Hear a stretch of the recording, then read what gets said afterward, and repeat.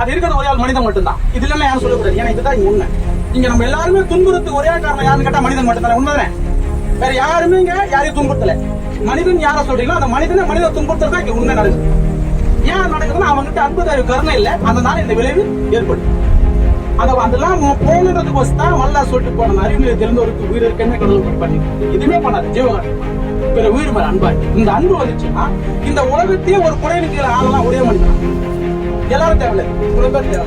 எல்லாரும் ஒத்த கருத்து வந்துச்சுன்னா, எல்லாரும் ஒருமை முறைக்கு வந்துட்டீங்கன்னா, எல்லாரும் கூட தாழ்வு குணம் வந்துச்சுன்னா என்ன ஆகும்? நல்லா இருக்கும், சந்தோஷமா இருக்கும். அதை அவர் அங்க செய்ய, இது நான் இங்க செய்யறேன், அவ்வளவு வித்தியாசம். இது எந்த வெற்றியுமே இங்க வராது. இது கட்டாயம் இங்க நடக்கும்.